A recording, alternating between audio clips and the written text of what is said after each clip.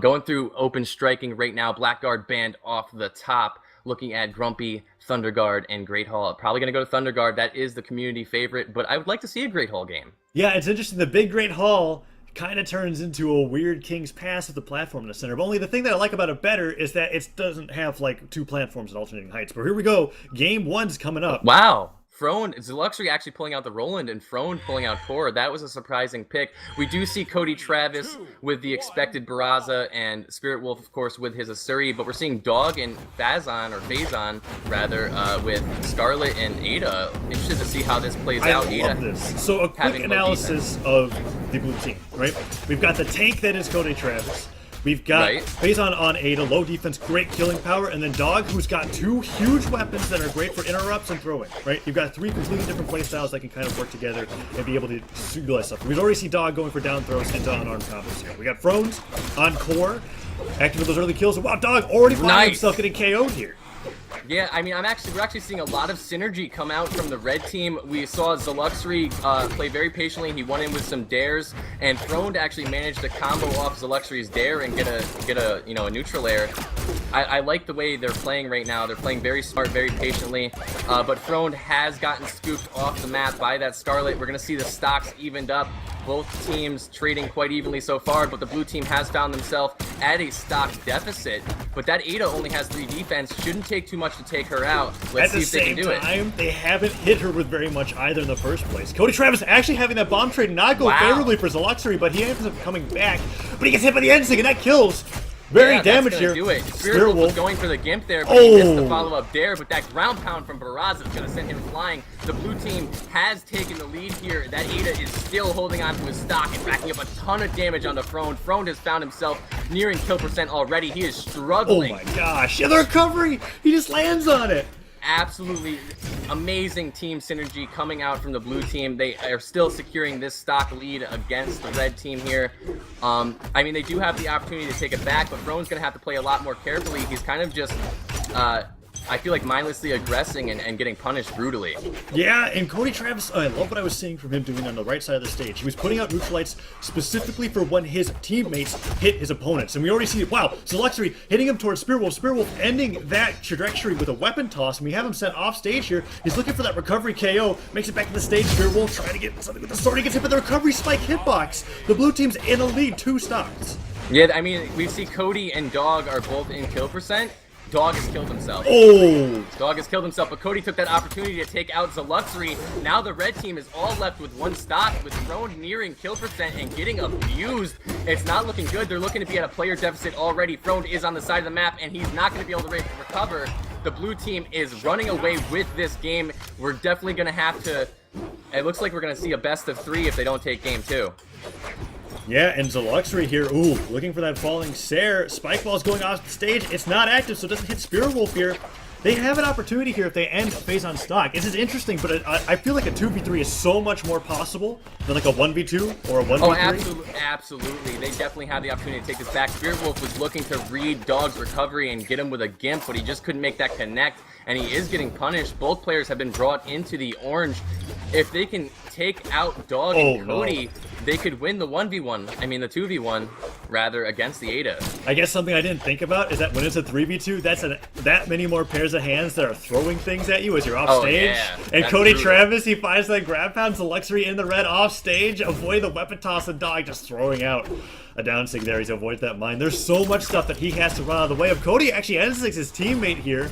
He's got, like, the weirdest opportunity in the world. Like, if he stays off stage and they all go after him unarmed off stage as well, maybe he can get, like, 3 ground pounds. There's a sidelight. Wow. That could be... Oh, nope. Dog is able to make it back. He's just positioning around all of these ground pounds so beautifully, though. Zeluxury is doing a great job at holding on to this stock, and all of these players on the blue team are relatively close to kill percent. If he can play as flawlessly as he is right now and continue to punish, he might take this game, and that would be a magnificent feat to see. I really hope it happens, but that ground pound is going to kill. We will be going into game 2. I'm interested to see who's going to come out in the 2v2s for both teams, but looks like Get Together, Dr. Doggo Travis is going to take game 1. Yeah, so I think it's cool. Like, it's nice that he landed the neutral light on Lance, but when you're fighting in a 1v2 or a 1v3 situation, any move that's going to hold your character model in place as you hit them is not a good idea. Because, like, you're getting that damage off, but then, like, we saw Phazon just take his Ada, jump over his head, hit him with the down air, and that sent him into a position that he could not recover from. Like, that's something, like, I know you hate doing the moves that are really, really light, they don't put on a lot of damage, but that's what you're going to have to do if you want even a chance of winning. Yeah, I mean, the best decision when you're in at a stock deficit like that and a player deficit like that is, instead of going for these moves, like you said, that hold you in place, you're just going to want to try and space around everything. They focus more on avoiding their attacks than actually outputting damage, and just kind of chisel away at their health as much as you can. I mean, it's really hard to come back from that. Like, I can't honestly say that there's a right or wrong decision. You just kind of got to hope it works for you. But I would definitely say playing passively and being very careful about the moves that you throw out is definitely something you're going to want to do. But we are going into game 2, and it looks like for the red team, we're going to be seeing You Got Froned and Zeluxury versus Dr. Phazon and Cody Travis. And Cody Travis is looking to pull out the Lucian, which I'm really interested to see. Double guns coming out here from Dr. Doggo Travis. That's some meta right there, bro. Yeah. That's a strategy. I'm interested to see how that works out for them. I mean, I'm assuming a double sword legend coming out from Zeluxury and Frone. That would make sense to me. I mean, easy black holes. We got those auto combos. Tons of damage, but actually Frone is going to go with a Diana. He's looking to play the bow and the guns. That's an interesting legend pick, because we can see that Frone doesn't look to be too familiar with Diana. I mean, he's only level 9. Oh, I mean, that's a big deal. I mean, we can say as much as we want about levels, but level 9 indicates that you have not been playing that legend for very long. Yeah, I mean, it's not... I mean, he might have experience with the bow, and he might have experience with the guns, but he doesn't necessarily have a ton of experience with these weapons paired up, and also with Diana's signatures. You can see he hasn't played her too much. I'm not saying that's going to go against him. It might actually work out really good for him. But I am saying that he's got significantly less experience with this legend compared to everybody else in the lobby. And I'm very curious to see how that plays out. Yes, we're going to be going through the maps already. They know that the Grumpy Temple is not legal in our 2v2 stage striking, so we've got the maps looking at it right now. Shenanigan zones are possible here at Thunderguard Stadium, but that's about it. Are we going to be going to Shipwreck, Blackguard, or Thunderguard? We're going to find out in just a second. I'd like to see a nice gravy boat match, but that's getting banned out. We're actually going to Blackguard. That's interesting. Not many people really favor that map, but it looks like somebody picked it here. And going into game 2 of this best of 3. And here we go. Let's see what the weapon spawns favor here. Is Luxury on Roland is just... Okay. Oh, no. Wrong map. I guess Blackguard was not the map.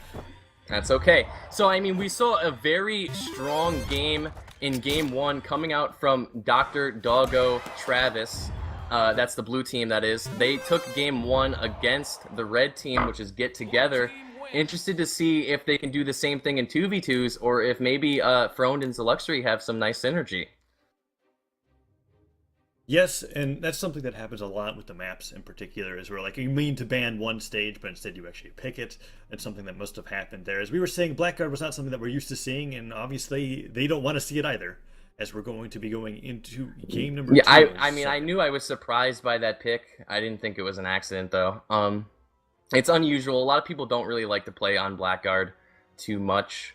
Man, do I love those overlays, dude. I love seeing those pop up. Nice. Those are beautiful. Yeah, they're really good. I really like those overlays. I'm having a lot of fun just switching between them, especially with like how OBS is like doing that. Like, I'm not a graphics designer, boys, but like I sat here for literally like hours, just sitting here messing with blending options and Photoshop tricks and stuff like that, just kind of looking for a way to make a nice, sleek, clean design. I hope you guys appreciate it and like it. If you have any feedback for me, you can be sure to get at me either on the Discord, discord.gg/gravycancel, or which you can see on the overlay in the bottom right. You can even see how many people are online. Updates by itself, 375 plus people on our Discord right now. We actually have a really, really strong Discord community. I'm so happy that we started doing these Brawlhalla tournaments, bro, because we have built a community of some of the best people I've ever met. Like, really good dudes, like solid dudes. Like, everybody, almost everybody in that community is you know, willing to help you out, whether it be like, you know, learning something about the game, or if you just need somebody to talk to and hang out with. Like, a lot of good dudes in there. It's really exciting to be a part of something like this. a little bit of confusion there. They're asking if they could take the game, and I'm like, no, the game did not even start. There were some issues with the No, bans. if you kill yourself within the first 10 seconds of the game, that's acceptable. Yeah, if it's intentional, you can. Yeah, you have 10 seconds to let us know that something's wrong. Otherwise, we play it out. I guess there's an issue where they banned more maps than they should have, so they weren't able to select properly. And right. And then, like, if that's the case, just remake. Like, I mean, obviously the issue was seen, and they're asking, like, does one team take the game? Do they not take the game? And I'm like, no. So, no. Are we going to Gravy Boat? I think so. Nice, bro. Game 2 on the Gravy Boat. Froned and Zeluxury versus Cody Travis and Dr. Phazon.